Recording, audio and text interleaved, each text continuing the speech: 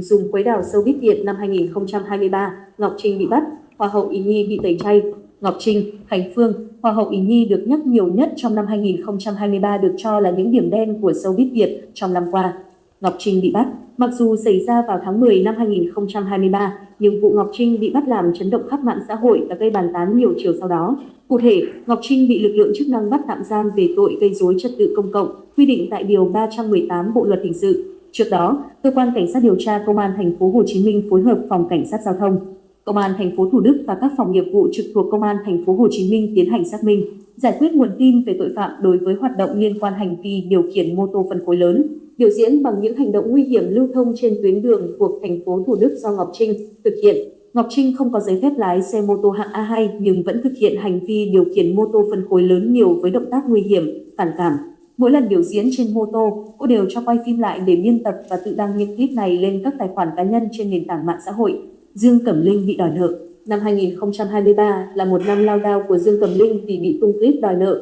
Nữ diễn viên bị một người phụ nữ chặn đường, đòi tiền và tố cô mượn nợ không trả. Sau đó, người đẹp 8X đã lên tiếng thừa nhận mình có vay tiền nhưng chưa bao giờ có ý định quyền nợ. Thay vào đó, cô chỉ mong muốn gia hạn thêm để có thời gian kiếm tiền trả nợ. Lùm xùm này khiến Dương Cẩm Linh bị đoàn phim cắt hợp đồng, cô phải livestream thanh lý lại những món đồ của mình để trang trải cuộc sống.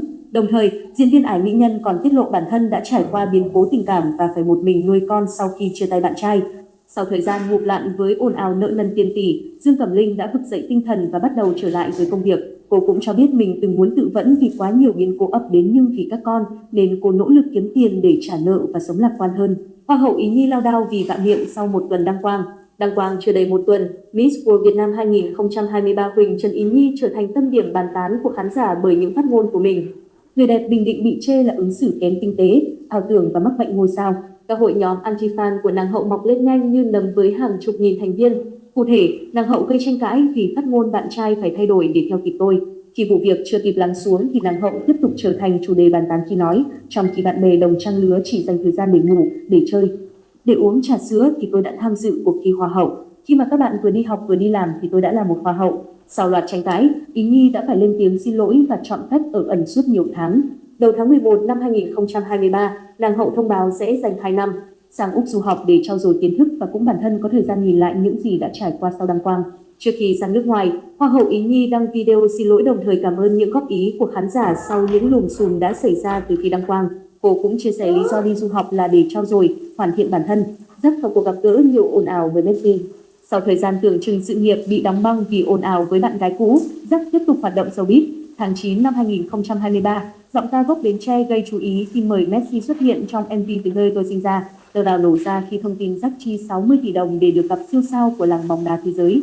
Sau đó, phía nam ca sĩ đã lên tiếng phủ nhận và cho biết đã đưa 5 tỷ đồng cho một doanh nhân để có cuộc gặp gỡ với Messi tại Pháp. Trong thời gian này, phía Jack và nam doanh nhân liên tục lời qua tiếng lại gây xôn xao mạng xã hội. Song song đó, các bị phán của Messi ném đá vì lợi dụng hình ảnh của nam cầu thủ để kiếm tiền và đánh bóng tên tuổi cho chính mình. Dù giọng ca 9X khẳng định mình không bật chức năng kiếm tiền trong MV Từ nơi tôi sinh ra, nhưng với độ nổi tiếng của nam cầu thủ người Argentina thì việc anh xuất hiện trong sản phẩm cũng đủ mang tính chất thương mại. Khánh Phương bị phạt 245 triệu đồng.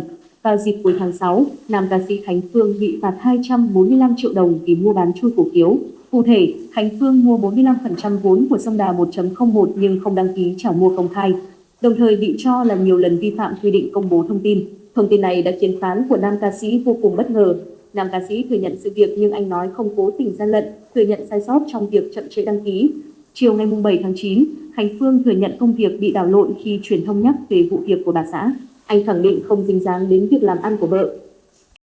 Cảm ơn các bạn đã xem hết tin. Chúc các bạn một ngày vui vẻ hạnh phúc. Đừng quên đăng ký kênh để cập nhật những thông tin mới nhất. Xin chào và hẹn gặp lại.